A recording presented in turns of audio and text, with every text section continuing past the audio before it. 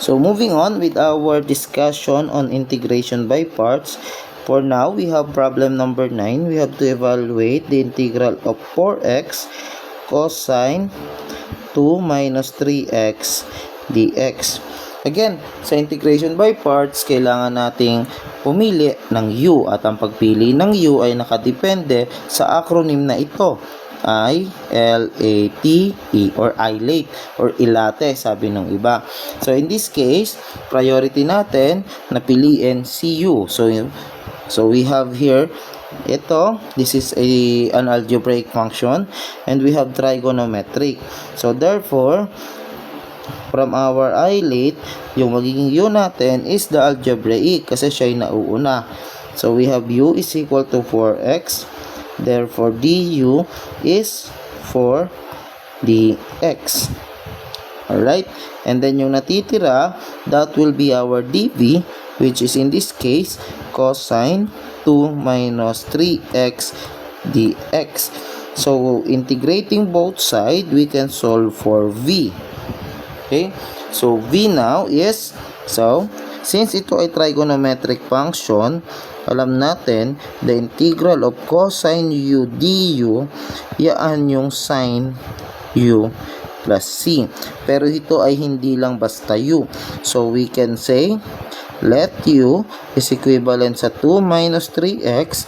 Therefore, du is negative 3 dx.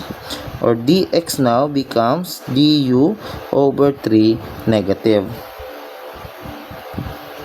So, we have here now, re-remove ko muna to. Sige, tama.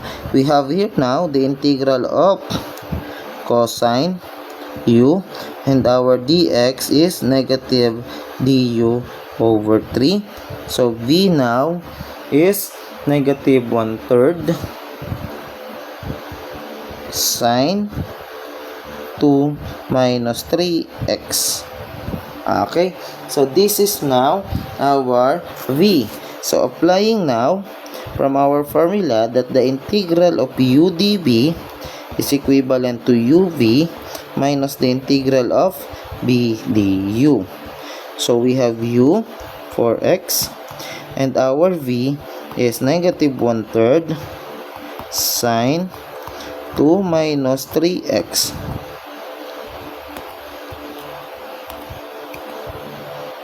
minus the integral of negative 1/3 sine 2 minus 3x dx. Our du is for dx, not just dx, for dx. Okay, so simplifying, we have negative 4x over 3 sine 2 minus 3x. Ilabas na natin yung negative 1/3. We have positive 1/3. Meron pa tayong 4 doon. So, this becomes positive 4/3. Then, the integral of sine 2 minus 3x dx. Okay? So, pinactor out lang natin yung ating coefficient at yung ating constant dito, So, what we can do now is apply integration on this part. So, we let u is equivalent to 2 minus 3x. Then, our du is negative 3x dx. Or our dx now becomes negative du over 3. Let me just erase this. Wala na po iyan. Okay, 3dx. Negative 3dx lang tayo. Okay, so this becomes the integral now. Ito lang i-analyze lang natin yung integral part We have the integral now of sine u. Our dx now becomes negative du over 3. Then this becomes negative 1/3 negative cosine. Okay, substitute ko na yung u So, u now is 2 minus 3x. For simplifying, this is 1/3 cosine 2 minus 3x. So let's go back to this equation. So we have now negative 4x over 3 sine 2 minus 3x plus 4 third. Then the integral is 1 third cosine 2 minus 3x. Okay. Then our limits are, for this problem, we don't have limits. So this is an indefinite integral. So meron tayong plus c.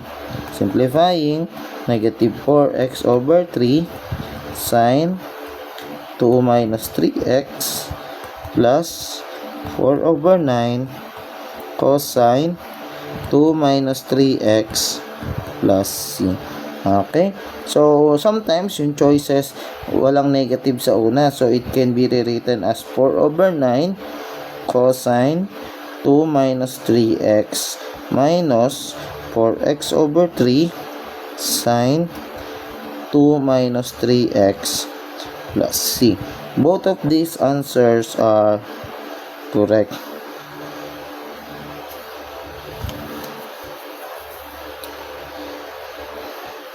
Alright.